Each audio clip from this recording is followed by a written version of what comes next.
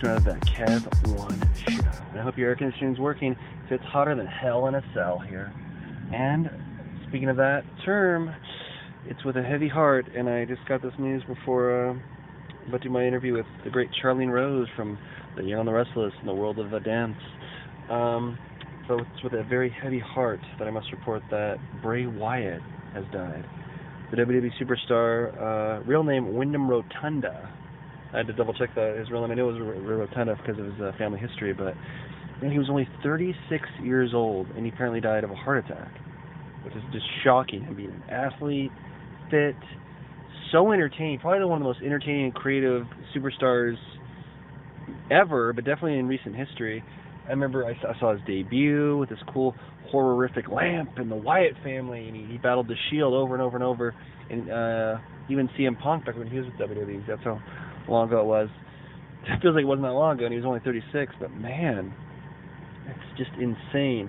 He debuted on NXT, I remember, as, I'm trying to remember who his superstar mentor was, but he was Husky Harris. So quite a change to be repackaged as the great Bray Wyatt, who kind of was seemingly meant to be the new Undertaker in a way, with all supernatural powers and everything. I remember one WrestleMania that he headlined, maybe the first one he headlined, but one of them for sure, when he battled Randy Orton and he made the ring turn into like a bed of gnats and everything. Yeah. Oh, he was scary, cool, creative, just amazing. My condolences to his family. His brother, I know he has the ring name Bo Dallas. Condolences to him and his wife JoJo. I know he had kids. He worked close with Alexa Bliss in recent years. Everyone loved him. He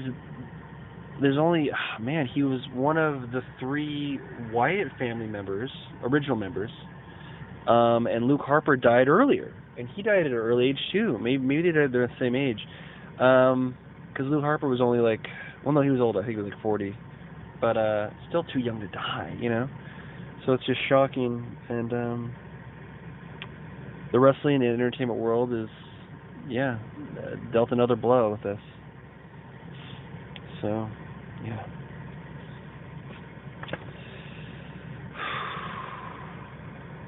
From The Fiend to so many characters he had, with his finishing moves like Sister Abigail and all that, he will be missed. I mean, he could have been a huge star in Hollywood. I'm sure he would have been, because he was just so very much entertaining. He was a great actor, besides being a great athlete. What else can I say? If he was here, he'd tell us all to be our best, to be creative, stay driven, and to not walk to your dreams, but to run. We'll be right back with the great Charlene Rose. What's better than your favorite talk show? Well, maybe homemade delicious food, cold beer, or a drink of your choosing in a comfortable atmosphere. Well, look no further than the Boulevard Tap House for the world-famous fish and chips, seafood, all-around delicious menu with pizza, all kinds of food, wings, steak bites, anything you can imagine when you want to watch the big game or catch some live jazz if you pick the right night. Open 7 days a week.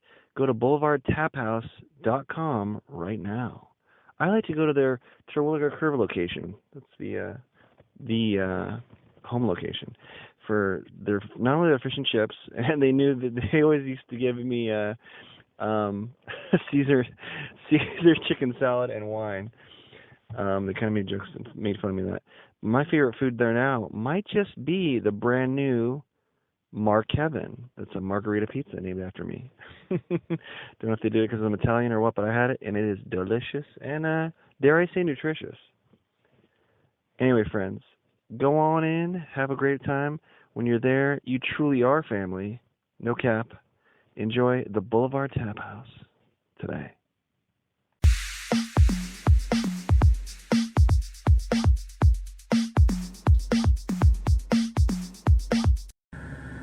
Welcome, friends, back to another episode of that Kev 1 show. My next guest you might know from Dexter, The Wizards of Waverly Place, a little town called Genoa City on the Young The Restless, but probably you've seen her brightening the world in the world of dance. I'm welcoming next actor and dance extraordinaire Charlene Rose. Welcome to the show. Hello, thank you. Oh, Charlene, what have you been up to lately? That's a big question. Ooh. A lot. I mean, still dancing, still teaching, still acting.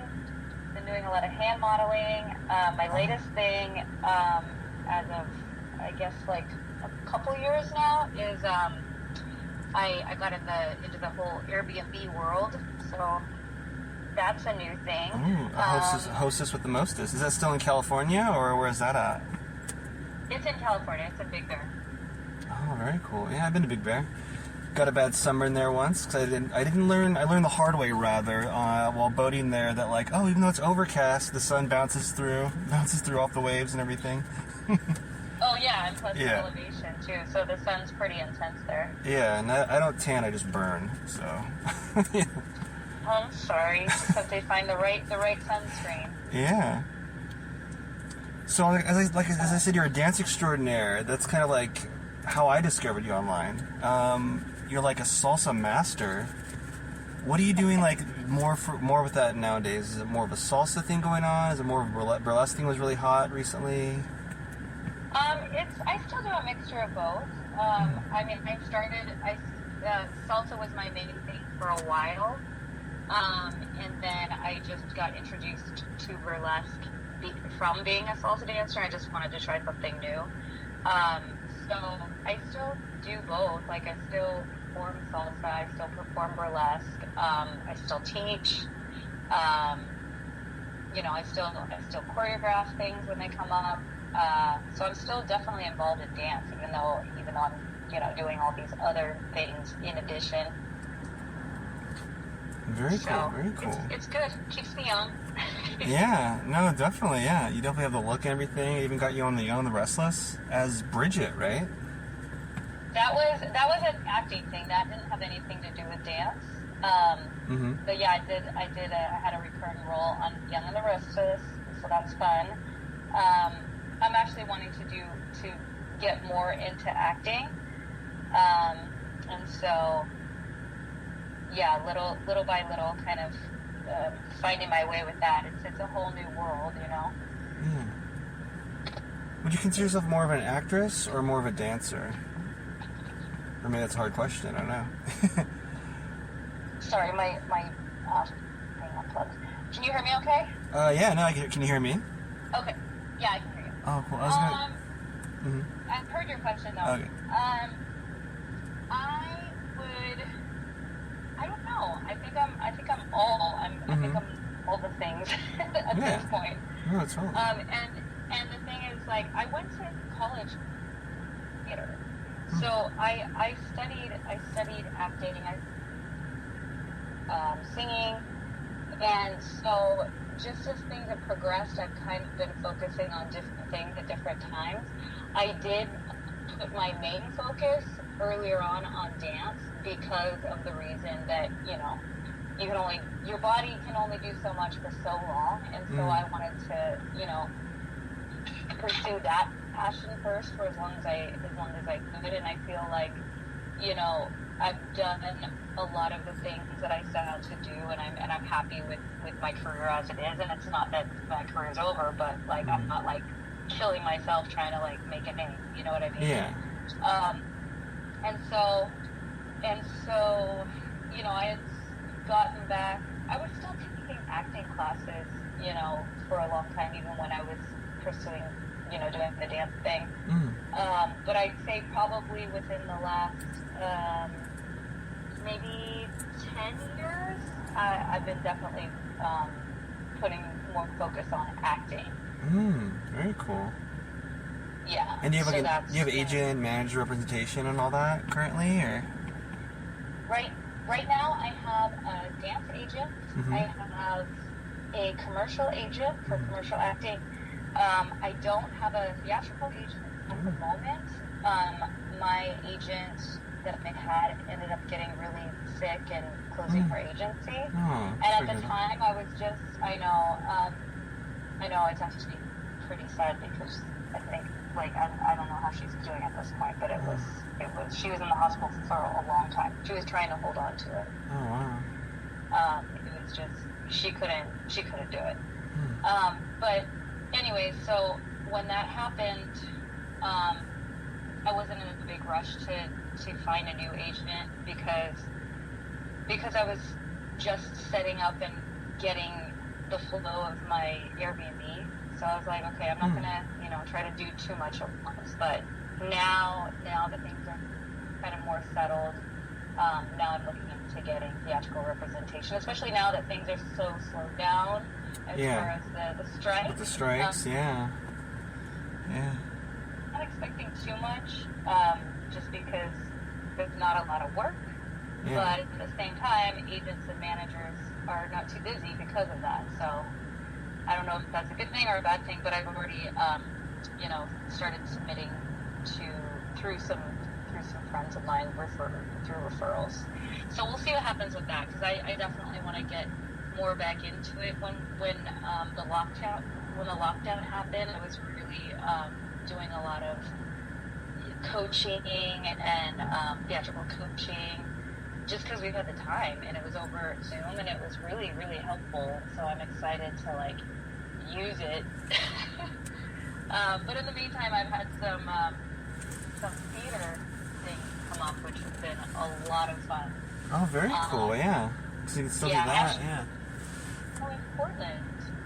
The what? What about Portland? Sorry, the phone cut out there. It's okay. I actually did a show in Portland, a theater show. Ooh. At the Milagro Theater last October. Oh, wow. Very cool. Yeah. So, the thing with theater is it's one of those things. It's like it's a passion thing. You know what I mean? It's something that you don't do for the paycheck. You do it just for the love of it. Yeah. I cut my teeth in theater first. I've been an actor ever since before I even knew what the word was. I was doing method acting without knowing that's what it was when I was on the playground and stuff. So it's and there's so much more theater here than film stuff. Usually, so I've had to fly to LA more often than not, and even lived there for a few years because of acting more there. But no, definitely the theater crowd's really huge here, and now with the strike, I find myself doing more theater again, and a lot of these. Are there a lot of independent films going on in LA? I'm doing a lot of the independent horror films here right now. There's a lot of the 48-hour film festivals, things like that. Yeah. Anything like that going on in Hollywood, or have you tried those at all? I'm sure there is. There's just so much going on all the time that I get overwhelmed, and then I don't even know what's going on. Oh, yeah. Yeah. I think the main thing right now is the strikes. That's the main topic of news, but there's always things going on, and that's the great thing. It's people are doing independent films, there's student films, there's theater, there's so much opportunities, to express your art, which is really great. Yeah, it's kind of a perfect era for that. I mean, I know the people and there's a lot of negativity, rightfully so, but the internet and social media and everyone's in their phones all the time, but it's all kind of the best time ever in a lot of ways if you use it as the right kind of tool to make your own films and be creative, and there's always influencers for better or worse who are getting out there and everything. Yeah, for sure. I remember when I feel like people are still. I'm sure the statistics don't say so, but I'm still seeing a lot of people in theaters and stuff like that. People are still wanting the art, Yeah. Want their art fix. Yeah, I remember when a lot of directors. I remember Quentin Tarantino famously said there's no excuse. I'm not sure exactly what his quote was, but the message was just make your film, just start making films, and it's easier than ever nowadays with technology and everything. And it's really especially now, and it's I feel like the people think that they need to do things perfectly, and that holds them back from starting at all. Totally. And the best thing you can do is just start with something, and then who knows where it'll take you. Maybe that thing will turn into a piece of crap, but at least you learn something from it, and you're only going to get better and better every time. You know what I mean? Yeah. That's a good way to look at it. Like, you're either hitting the goal or training to hit the goal, maybe always. Never failing. Yeah, but if you're not like taking action towards the goal, then, just the goal just gets further and further away. Yeah, I mean, yeah. So they say the shark that doesn't swim drowns, right? That's true. That is true. So, like I said, some of your credits like Wizards of Waverly Place and Dexter, I was surprised to see you were on. I know Young The Restless. So how did you get some of those roles without a theatrical agent? 'Cause you just had a commercial agent, you said, and a dance agent. I actually got through friends. Wow, that's awesome. Yeah. Yeah. Actually, Young The Restless, I auditioned for.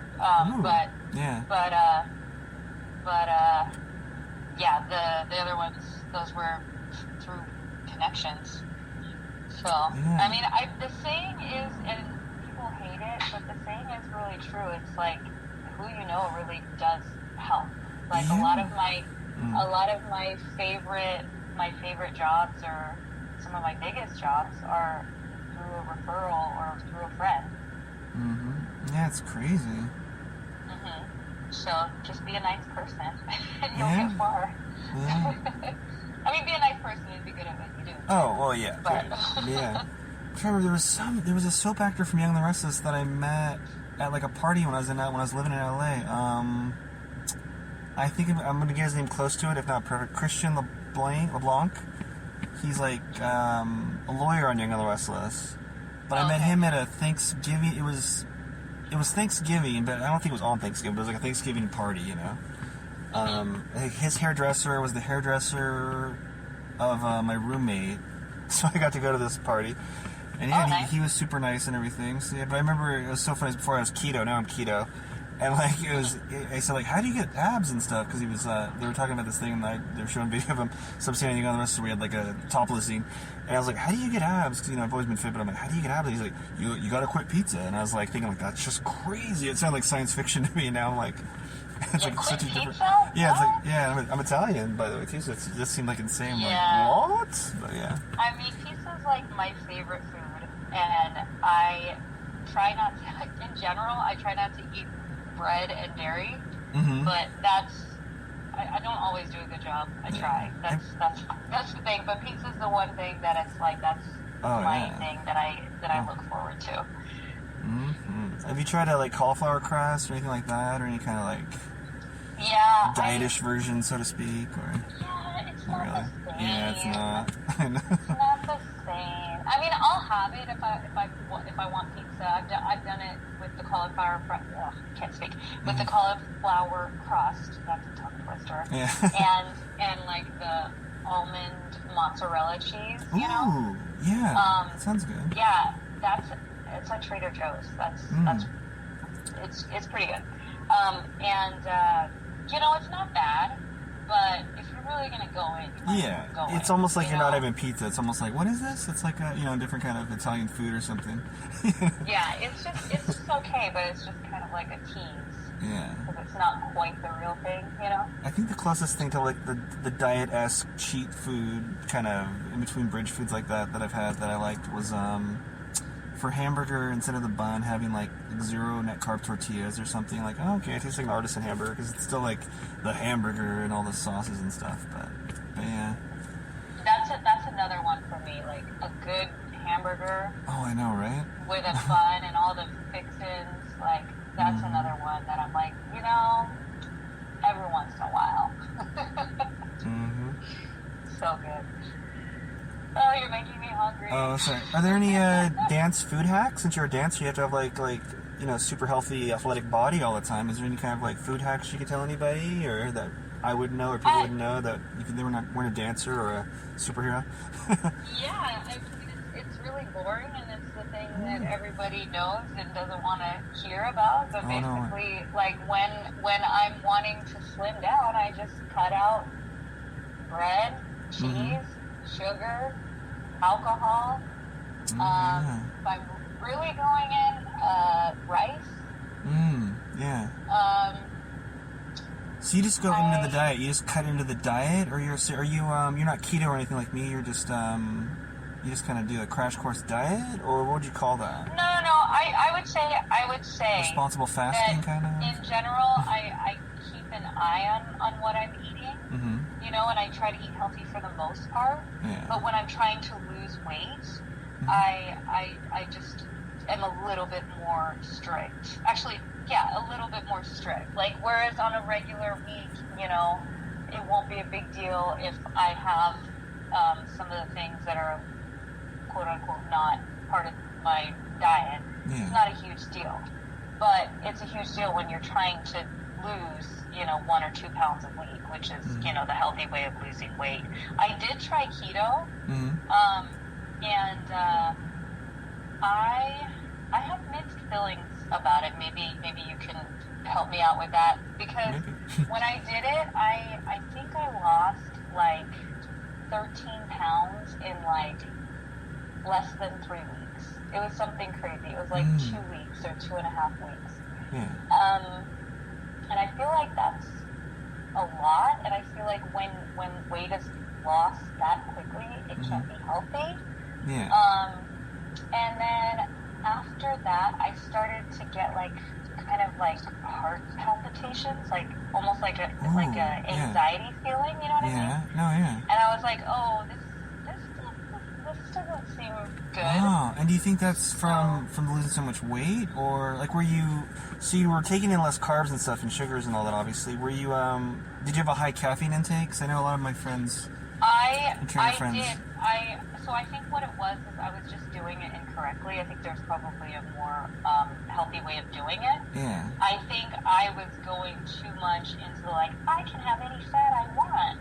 And so I was having probably way too much bacon, which is of course way too much sodium. And then I was doing the keto coffee for breakfast. And so basically that was like quite a large container of coffee with like the eggs in there. Like I mixed it with, I think, like 1 egg or 2 eggs or something. And I don't remember exactly what the keto coffee was, but I remember it was quite a lot of coffee.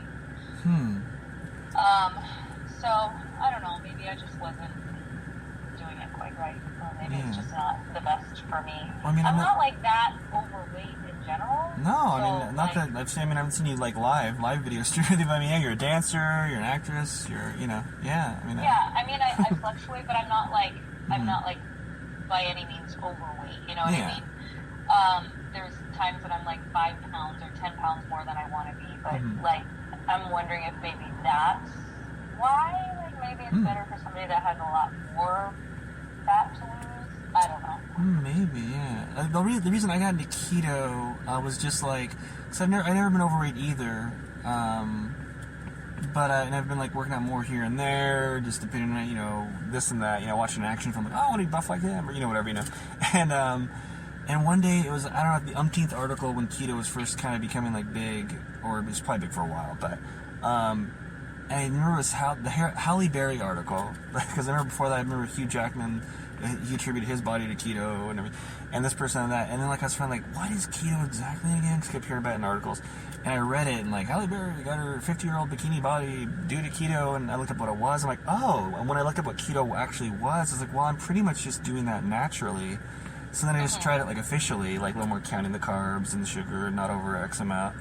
And I felt way better, and I think I lost a little weight, but I mean, my abs were more visible, which has kind of been a goal forever, because it's like, I've been fit like forever, but like, I'm like, where's my six-pack? I'm not eating tons of donuts or anything, and I'm active, and, doing 5 miles a day at least with the Fitbits and the Nike Plus apps and whatever, through the years, So keto finally put me over the edge to where I wanted to be. So that's why I'm keto. But I wouldn't judge anyone for any diet or non-diet. For sure. Well, I mean, just everyone knows. I said, I loved that I lost weight so quickly. The idea of it, but I just felt like sustaining it seemed like it wasn't a healthy option for me. Yeah. So it was good, like for a quick thing, but it was kind of a pain in the butt to count the calories, like count the macros.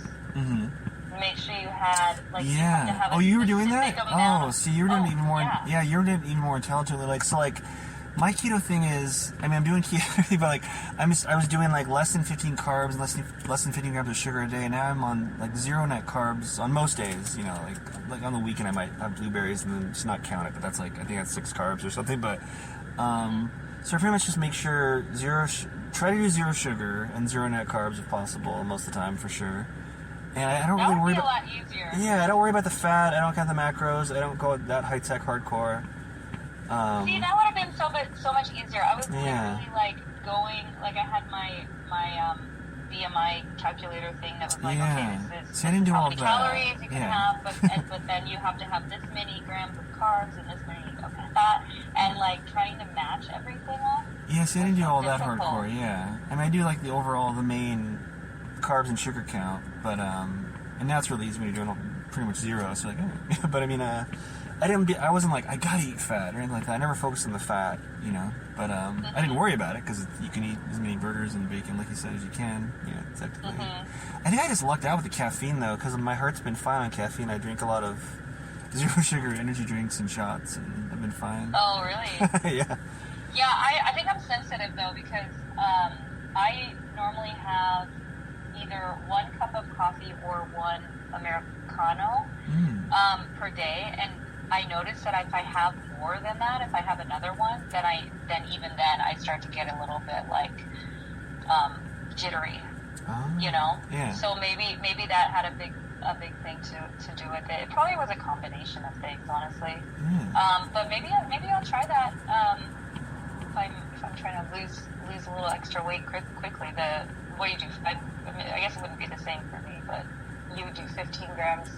Less than 15 grams of carbs. I'm trying to remember what it was when I first was looking into keto. It was something like, I want to say it said something, I might be wrong on this, but it was like, when you're first starting out, try to do 25% or less, 25 or less grams of each, and then 15 was the next level, and I got to that pretty quick because I was already pretty low on carbs and sugar. Gotcha. And so now I know like 15 is, you know, the cap for me, but I pretty much go 0, so it's, you know. It's pretty much if a friend offers me a treat or something like that. You can have this, right? And it's something on the package that says keto friendly. I'm like, well, it's not really keto though. I'm like, oh, it's this amount? Okay. Yeah.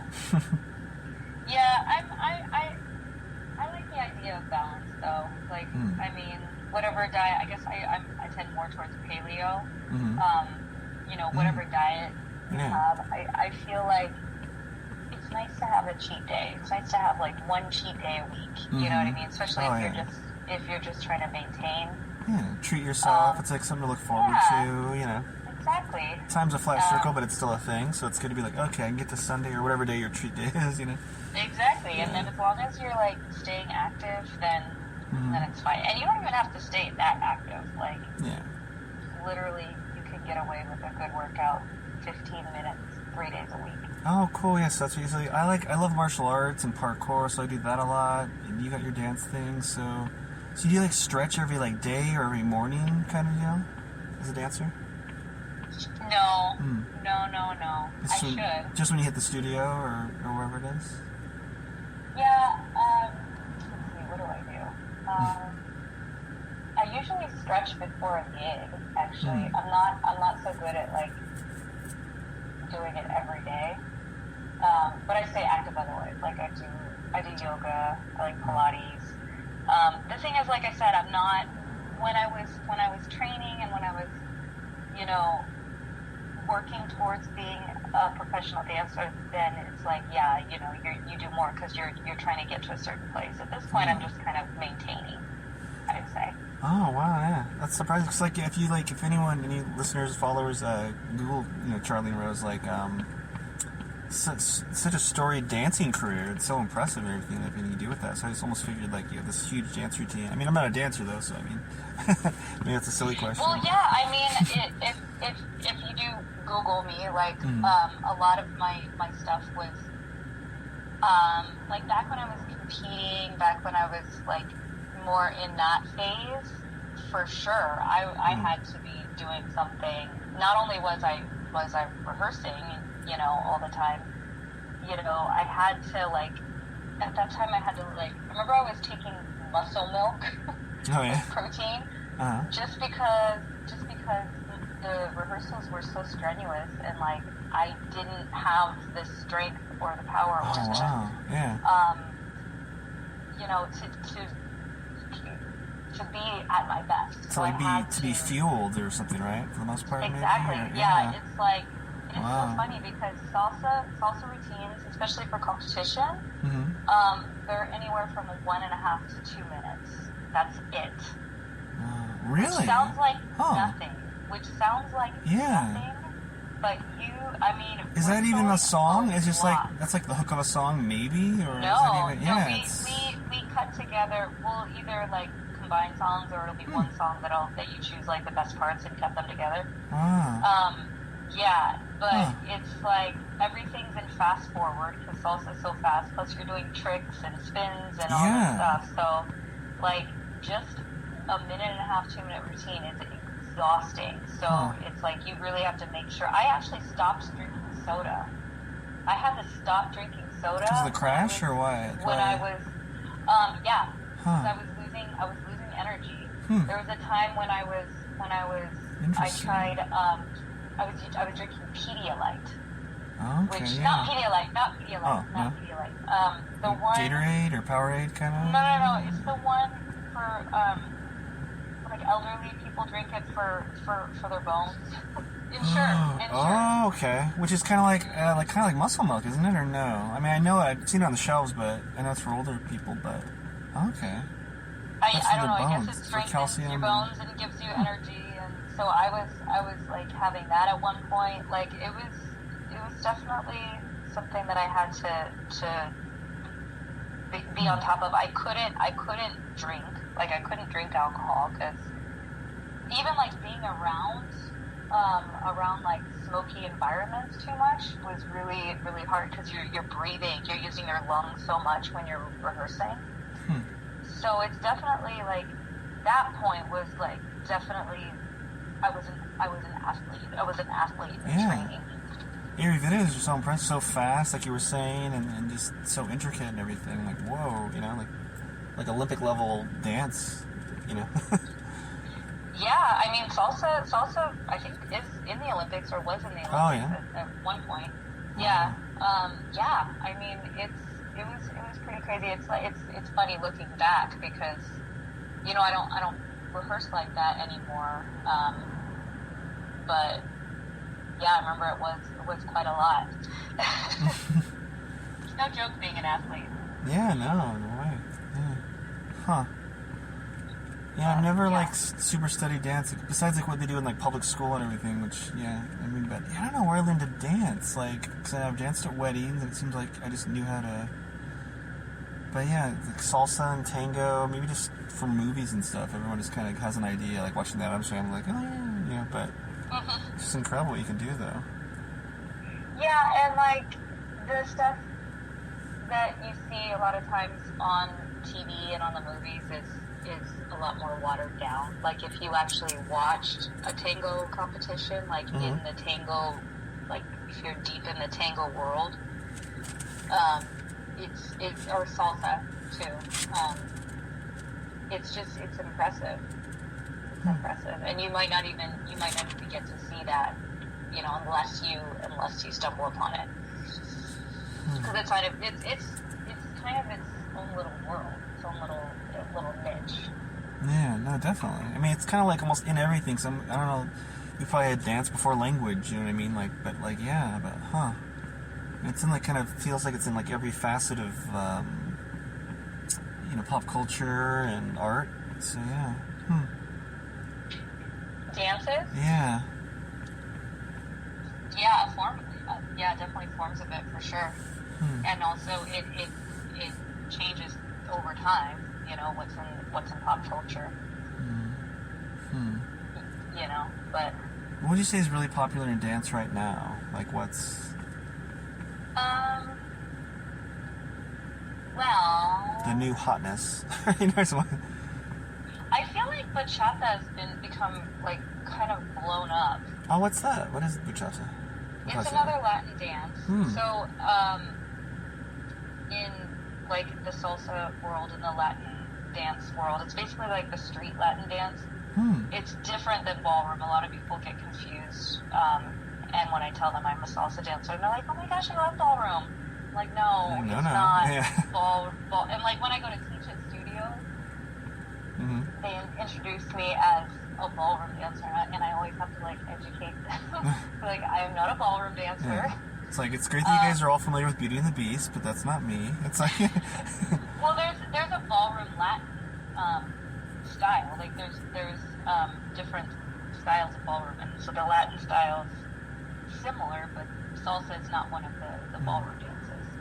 So the styles that are more the street style Latin dances are salsa, bachata, merengue, however you want to say it, cha-cha, and now like newer ones are like kizomba and zouk. But those are all more like street style. Like cumbia is another one.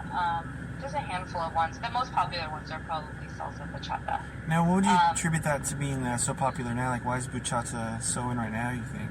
Was it featured in something, or just... I think because it's easier. I think because the music's a little catchier. It's a little bit more poppy, like, of the time. A lot of the popular salsa songs are kind of dated. You know, there's not a lot of very good newer songs coming out. Besides, I mean, like, Mark Anthony has a lot of great stuff, but like the salsa fuerte, like the strong salsa songs are like kind of dated. I'm guessing maybe that's why. Bachata, they have a lot of new artists coming out doing bachata.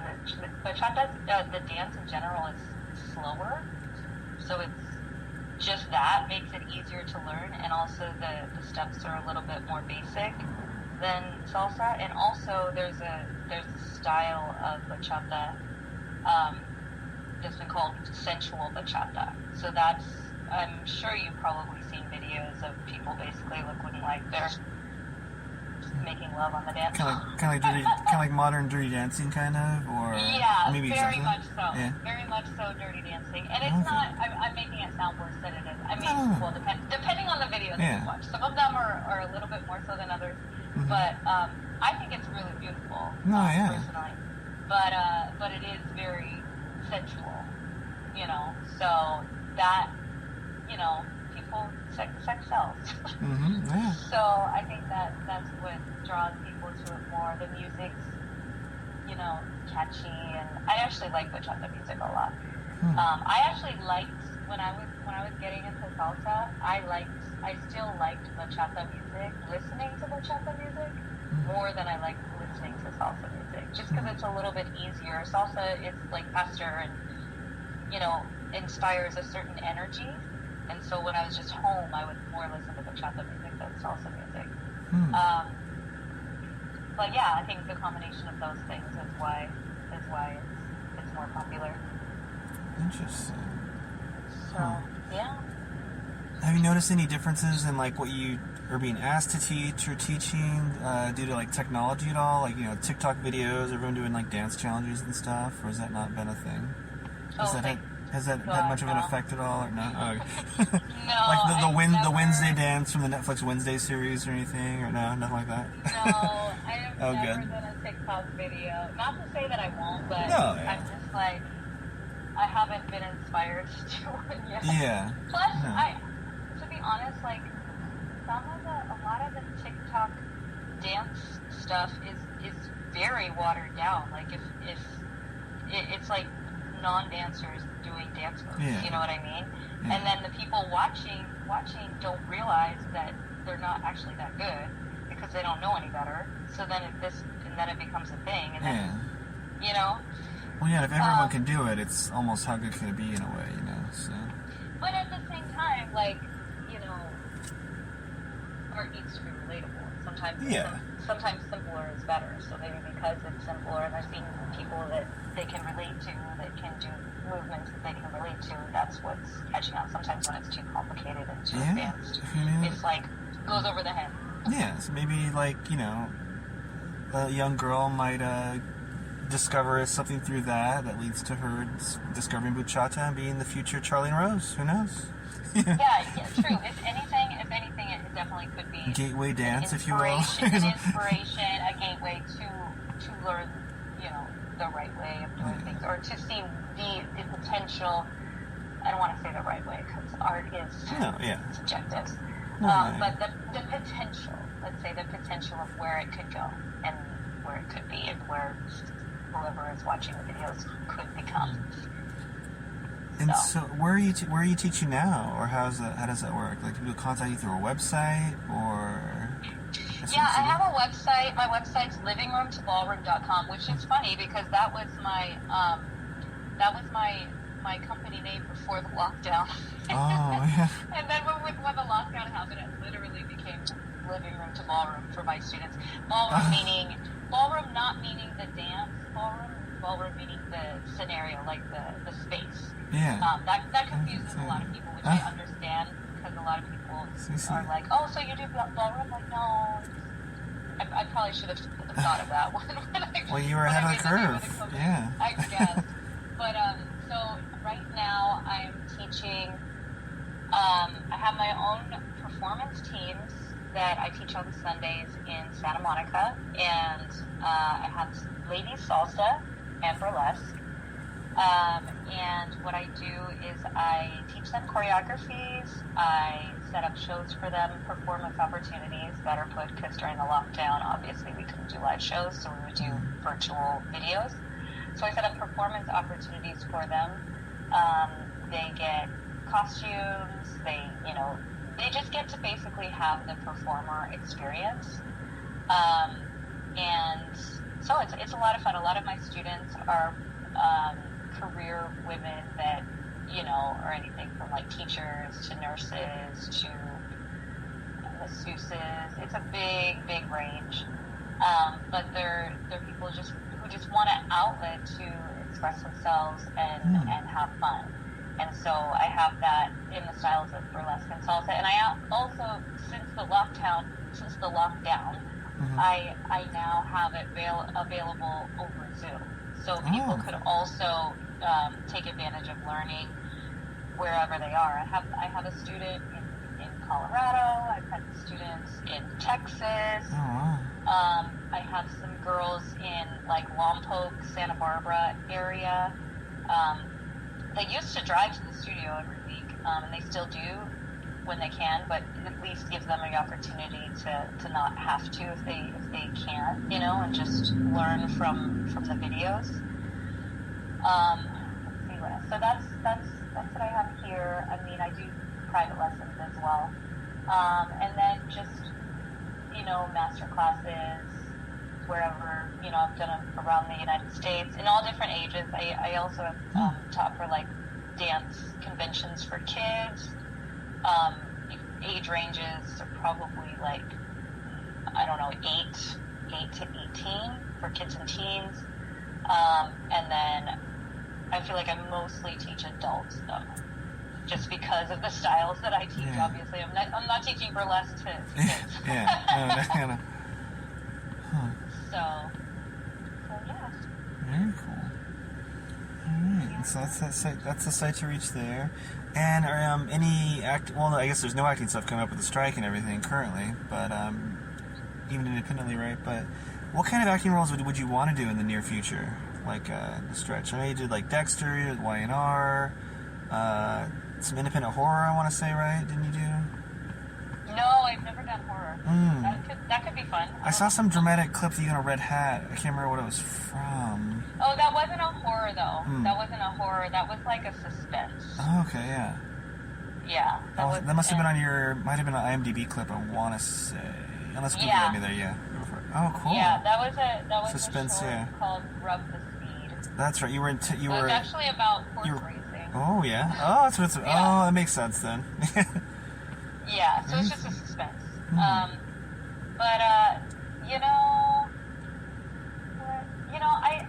I really like sci-fi and fantasy. Yeah. Just because you really get to play a character, Yeah. And let's see, what other things have I liked to do in the past? I mean, like, I like kind of being like a badass. That's always fun. Okay, so maybe a bounty hunter in something, or just some sort of like kick-ass, intimidating detective or something, or yeah, or just somebody that has something to say and has a need to say it and you know, be heard. But a badass, someone with like a little edge, kind of, maybe you're saying, or I mean, it doesn't even have to necessarily be an edge. Just somebody that's like I don't feel like I play like meek well. Like, yeah. Okay. I don't know if you saw on Facebook. I just posted a fight reel that I did. No. Oh, cool. Yeah. Well, yes, it's your dancer. You'd be a naturally a good fighter. Yeah. Definitely check it out. Yeah. So that was fun. It was exhausting, actually. Yeah. Have you done a lot of stage combat, or was like a lot of? It was huge, like that. No, it was basically choreography. I had a friend. I have a friend who's actually one of the top fight coordinators here in LA for like television and film. Oh. And he helped me out. His name's Danny Wayne, and he helped out to like show the moves and show how to do them properly and put them in an order that that looks believable, you know, but it's also something that I can do, you know. So that was fun. But yeah, I mean, I just like to tell a story that's meaningful and like get the word across. I don't know if that makes sense. Oh, that's cool. Yeah. You want to tell a story? You'd love to play a badass. So you probably wouldn't say no to being Bridget the nanny again, but you want to be someone a little more badass than that. It sounds like your dream role. Right. Well, the thing is, even when I played Bridget the nanny, even though it didn't call for it, I wanted to make it like she had a secret. You know what I mean? I didn't want it to be like, oh, I'm the nanny. Yeah. Hi and bye. Yeah. You know what I mean? I was trying to. I don't know if it came across, but I was like, well, I'm there for, you know, a couple episodes, so I might as well just have fun with it. Yeah, in the clip I saw, I mean, it was just pretty much a greeting with you and Billy and Kane, and it seemed like it was pretty quick, but it seemed like there was like, well, a little edge, like a little, there could be a secret or something like that, maybe something building with Billy in the moment, you know? Yeah, that was my intention. Oh, good. So I'm glad that came yeah, I saw that, yeah. Yeah, because I'm like, why do I just want to be a nanny? That's boring. Because then also, too, I know they always, like, write people in, so I was like, well, I gotta find a way to make it so they'll want to write me in. But they didn't, so it's fine. Well, I mean, you didn't die in a fiery crash or anything yet, right? So you could come back. Well, I don't think so, because the thing with those shows is, like, time goes by so quickly on the show. Oh, yeah, like the babies are I teenagers, mean? and now they're 21 maybe, and you're like, what? Exactly. So the baby that I was the nanny to is oh my like God. Yeah. a kid. Is they CEO like now? 4 months. Yeah. You know, so it's like, it's fine. Well, yeah, that's your Young The Restless, like, that's the soap I watched for a bit, because, like, every, like, female in my life, my godmother, my grandmother, like, they all watched Young The Restless, so, like, I watched it for a minute, like, 'cause I remember, like, I didn't watch it, but then, like, one day I was walking by, and, like, a character, I think it was Victor Newman, like, ripped a painting off the wall and smashed it, and I was like, he doesn't normally act like that, and I was like, oh my God, I know this show, Jesus, and so I got into it for a little while. So, like, I know, yeah, and then I think the people, they're on it forever, so whenever I visit for, like, Christmas or something, I'm like, oh, Jack Abbott's still doing something, or, you know, this the new Billy, or, so I kind of know people, you know. How long those shows have been yeah. on. It's a factory. Playing yeah, some of them played, the characters at least been around since longer than we've been alive, I think, some of them, so. Yeah. It's wild. I know, it's true. Yeah, my boyfriend's mom watches it. Oh, yeah, that one? Right. Oh, she must have been stoked, right? She was so excited. My God. Yeah. She's like, take a picture with, I don't remember who she said. Oh, I'm sure, yeah. I was like, he wasn't there. I couldn't. Because the thing with soap operas is like, it literally is like a factory in that. Yeah, all new 5 days a week, right? That's insane. You're in it, yes. That is insane. So, like, it's a real show 5 days a week. Yeah, it's good for them. For me, as far as like the actor experience, it wasn't my favorite. Like because there was no What my favorite part about being an actor and being a performer and being a dancer and just being in this industry in general is the connections that you make. It's like you become like a family, and with the people that you work with. Whether it's I've experienced that working on commercials, but not as much, just because those are usually shorter shoots. It's like a day. But especially like films where you're with people for several days up to months. With theater for sure, because you're rehearsing for hours and hours every day. So I love that part of it. And so when I did the Young The Restless, that was one thing that I didn't like, because I literally showed up. They bring you to your dressing room, then you go to makeup and hair, then you go back to your dressing room. You're all by yourself, and then they give you the cue to go to the set. You run it once. You don't get different takes. You do your scene once, and then they're like, "Okay, thank you, goodbye," and that's it. Like, you don't get to know the people on set, the crew, the director. You get to talk to the hair and makeup people. That's about it. But, so unless you're like a regular contracted forever, you're in and out. Unless you're like a regular, then it's like hi and bye. Here's there. Yeah. Wow. Huh. Yeah, but it was still a fun experience. Oh yeah, it's still a gigantic experience to be part of a juggernaut thing like that.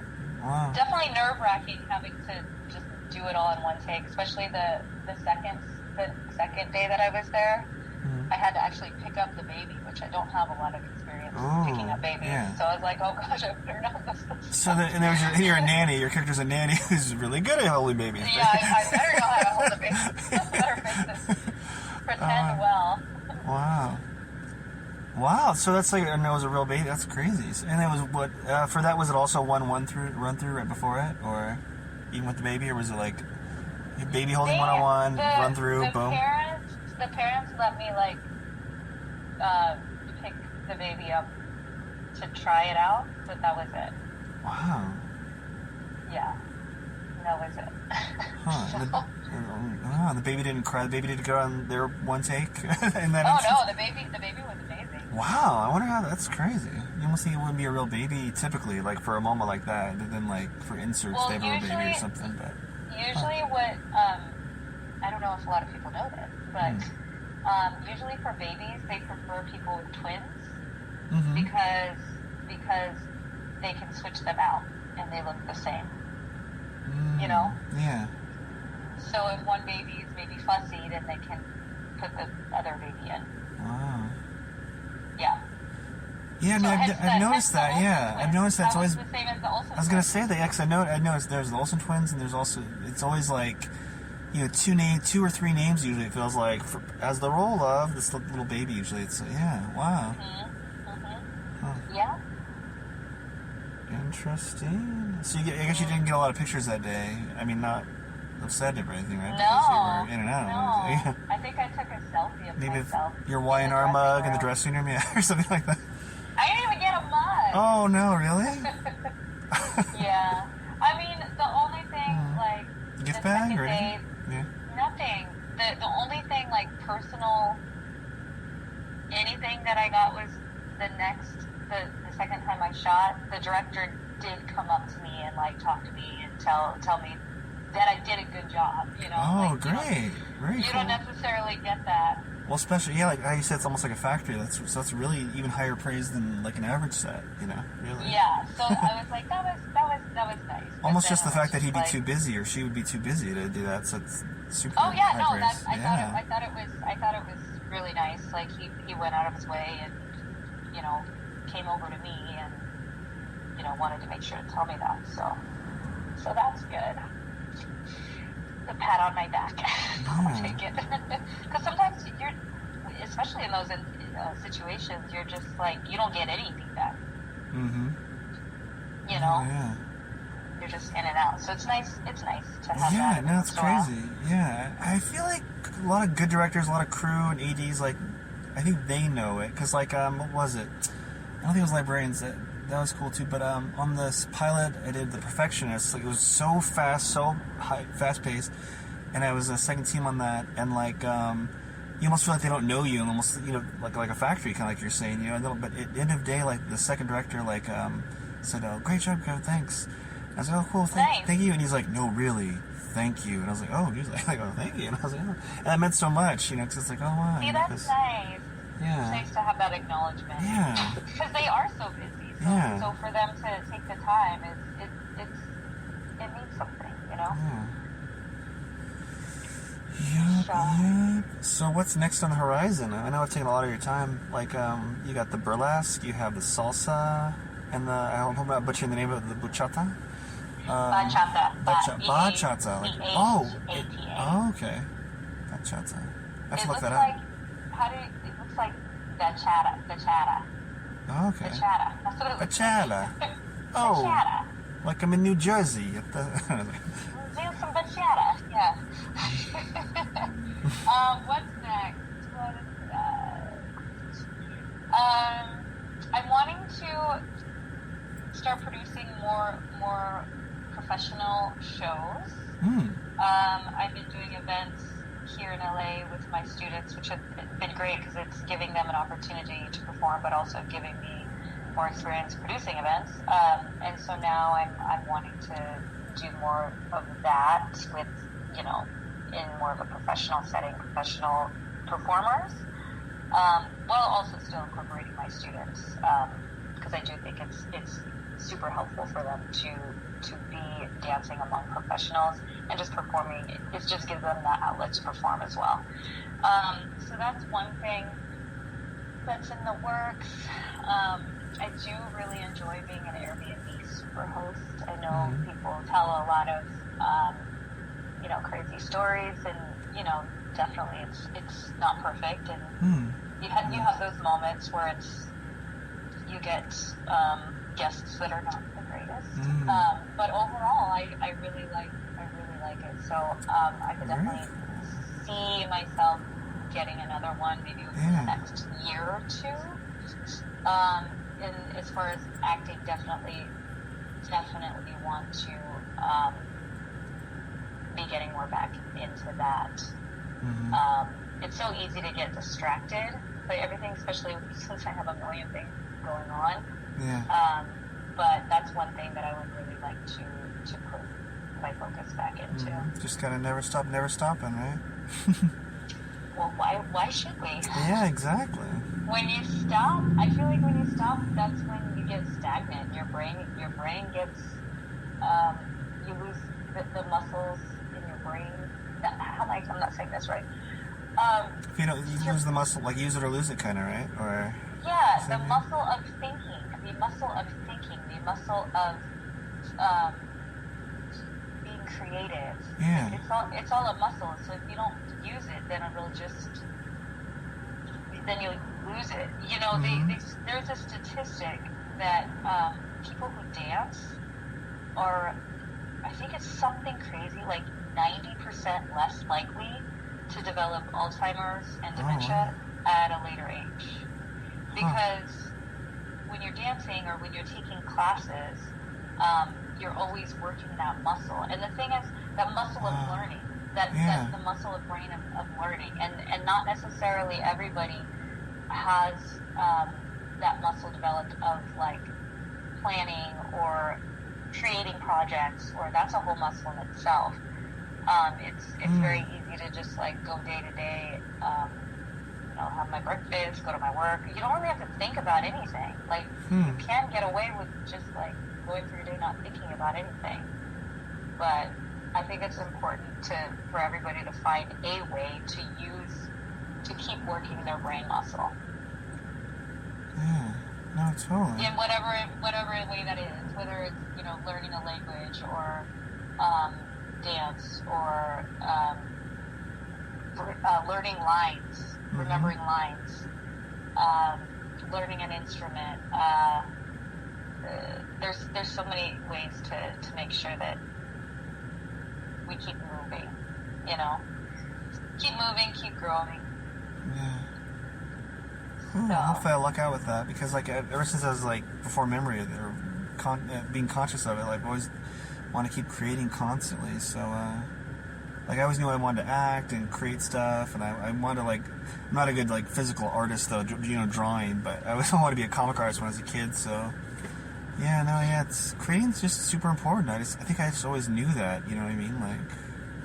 Yeah, and well, the good thing is there's so many forms to create, you know? Yeah. So you don't have to be a visual artist. Like, you can be an actor, you can be a musician.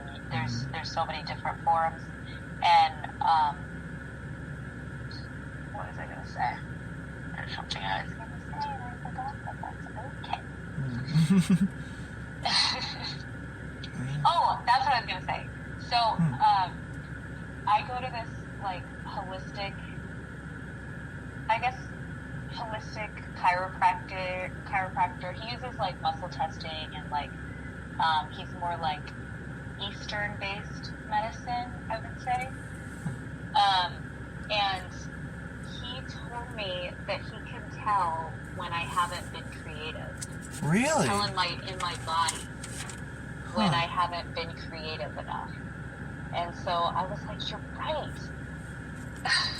It was at this certain time that I was like, and I was like, just something wasn't right. So there is something physiological to it too, I believe. Is there anything you do, speaking of, is there anything you do, like, in your private life that's always, like, creating or using that muscle, even, like, on a downtime at all, or just any, like, chilling? Yeah, I mean, I choreograph, like, I'm thinking of choreography a lot of times for different projects. Even just creating, like, producing a show, I have to use that muscle of my imagination to visualize. When I was setting up my house, I had to use it quite a bit to, like, visualize how I wanted certain things to look, the feeling I wanted, you know. So I feel like I use it pretty regularly, but then there's times where, like I said, where I don't get a chance, where I'm getting caught up in other things. I was actually working on my taxes before this, so I was like in that other side of the brain where I was like, I need to get away from this. But yeah, I try to do it, and when you don't get a chance to do it just within life, you can always just paint. You know. Have you heard of Tim Ferriss? I'm sure you have. Yeah, I think so. That name sounds familiar. He wrote the book. He's most known for writing the book, The 4-Hour Workweek, but now he has a podcast where he interviews people that are, like, at the top of what they do, you know, in whatever field. Oh, and so I think I've seen clips of him for sure. But... Yeah, I mean, I'm sure you've seen him, or heard his name or seen something from him. Anyways, I was listening to his podcast the other day, and he was saying that he's getting back into art, like painting and drawing and that sort of thing. And he said that was so interesting that he can be working on a piece of art for 2.5 hours, and it's like the longest meditation that you've ever done, but you don't feel like you're meditating. And then you feel energized afterwards, like you have more energy. And so that's something that anybody can do. Like, I've experienced, I paint as well. I haven't really been doing it that as much, but it's another hobby that I have. And when I have done it, I literally can go for, like, hours and forget to eat and just be so engrossed in finishing this painting. So, like, if anybody ever needs, that doesn't have a creative outlet easily available for them, like, just draw something, paint something, even if it's drawing still life, you know. Yeah. No, totally. That's super good advice. Yeah. I think it's important. No, yeah. I mean, never stop. I'm always, I mean, even like this podcast, I did this because there was COVID, so that first shut the stuff down. And before that, for the longest time, I was like, Kevin, you should do a podcast. I'm like, I don't know, a podcast? Everyone's doing a podcast. And then So how do you find the people for your podcast? it just kind of comes to me, kind of like the way I like write scripts. It's like a developing picture. So like, we were mutual friends somehow on Facebook, and so like you were in the back of my radar for a while about maybe doing something like this, but as a guest. Yeah, just friend of friends. Maybe I watch something and I'm like, oh my god, I know this guy when I'm watching something, or I know his friend from living in LA, so I reach out to this character actor, and just kind of like a chain, just kind of. Gotcha. Yeah, I feel like so we have a couple of mutual friends that are from Seattle, so I think I might have met you in Seattle. Maybe. Because I used to work at the Matador in Ballard. Does that ring a bell? No, maybe. I've been to a lot of Matadors. Because two of the people that we have mutual friends, but we're both servers at the Matador. So that's why I was like, maybe he was one of the regulars there or something like that. Which, as to how I have a lot of DJ friends in Seattle. Are they DJs as well by chance, or? No. Oh no, you're like they're far from DJs. Never mind. I just thought I was trying to connect the dots. Who knows? Maybe we'll figure it out one day. Part of the cosmic web. Part of the cosmic web, exactly. Well, thanks for your time today, Charlene, for sure. You're welcome. And Thanks I'm for sure you brought a lot of having people me. today. Yeah, I hope your students and anyone who's listening gets a huge hoot out of it. Any other places you want to promote again? Maybe where to get if anyone wants to get into the Airbnb biz with you, get involved, be a guest. Yeah, if you want to get involved in the Airbnb business, you can message me on Instagram, Facebook, and all the things. Okay. Because I can give you there's a link that I can give you that gives you a discount and gives me a discount at the same time if you sign up with Airbnb. Ooh, very It's a cool. win-win situation. Is this one property? Is it one property you're hosting at, or more? Right, I have one property right now in Big Bear. It's called Old Hollywood Lodge. Cool. Oh, very cool. OldHollywoodLodge.com. Wow. Check it out. It's a great little house. I love my house. Okay, say it one more time, because I might have been talking over you. Old Hollywood Lodge, was it? OldHollywoodLodge.com. Okay, cool. Yeah, I did Airbnb once when I feel like I don't know if it was brand new, but it was closer to brand new. And I only had one guest because then I moved from LA, but I had a good time at least so far with it, so I can recommend it. I had an apartment. Oh, it's great. Yeah, I had an apartment that was across from Warner Brothers, so I had a picture of the Warner Brothers tower and everything. And it was a guest from India, and he ended up I don't know what he went to. He went to he was a filmmaker, an independent filmmaker at the time at least.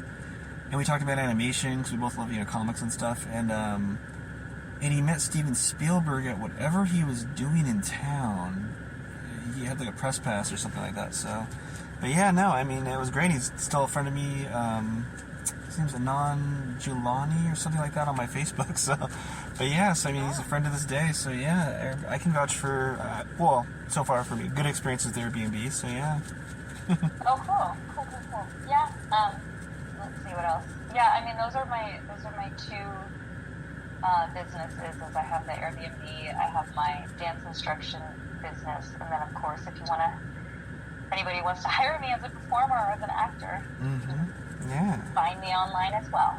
Very cool. Yeah, check out our IMDb people, because great clips. Who were the Red Hat interrogating the person, and what was it? Rub the Speed and the Y&R great clip, etc. I think it went the one I saw went right into your dancing, so it's it got a really good crescendo of everything that you do. It seems like Oh, good. Well, thanks. I'm glad you liked it. Yeah. But thanks again, new friend of the show, Charlene Rose, already my friend in life, and via Washington, LA, and here. So, all right. Yes. Thanks again, Charlene. Thanks so much. Have a good evening. You too. Bye. That was Charlene Rose, everybody, and we'll be right back. Closing statements.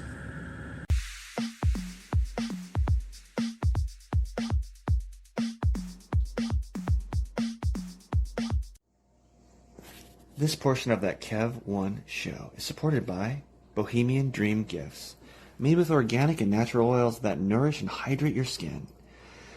Man, I don't know if it's the weather outside or the gym that was killing my skin, because my right elbow on the, it itched like the Dickens, like I was becoming like the lizard from Marvel Comics. I think it's that machine where you put your elbow in and do the lifts, for the bicep. But I was itching my skin like crazy during, well, I won't say who because I don't want them associated with rough skin, with one of our guests here in the near future here. But my right elbow was getting ashy and coming up, getting red and irritated.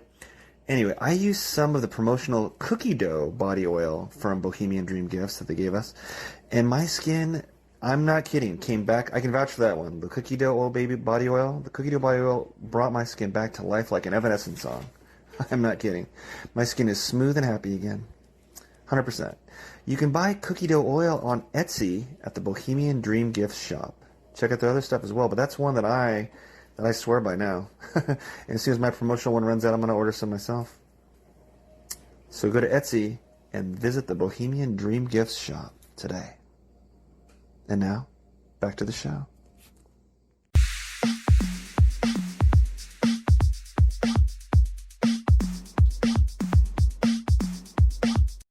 What a phenomenal guest. I hope you guys had a great time as well. A good time as I did, but I don't know if that's scientifically possible. See you guys in a week, and if you guys can't wait, go to Patreon.com/thatkev1show. You know how to spell it? That, KEV, number 1, in, show. You know the drill. It's like Kevin, but number 1 instead of an I. Or if you're dyslexic, that one Kev show. But, that Kev1 show. Patreon.com/thatkev1 show for daily hits. You never know. I don't even know what I'm going to put on every day, but I put stuff on there, premium content for my premium fans every day. Also internal. The inside behind the scenes of the show, extended versions, director's cut, if you will. Episodes a week early, and I'm in constant contact with you guys, the super fans. So feel free to give me any tips on what you guys want to hear early. What do you want to hear now? I try to stay on to talk to every single one of my patrons. I'm definitely in constant communication. I check in a lot, and I've been doing a good job. I'm proud of myself. And I know you guys all well. So I can honestly say I love you all, and I couldn't do the show without you. So thanks again. Thanks for listening. Thanks for giving me any positive vibes you guys are giving, and I'm giving it right back to you. So thanks again. Much love, and I'll see you guys all in a week. Before, all the time, I'm always here with you, and let's rock, roll, stay on this road, and flow, fly, thrive, more than survive. It's our time. Good night.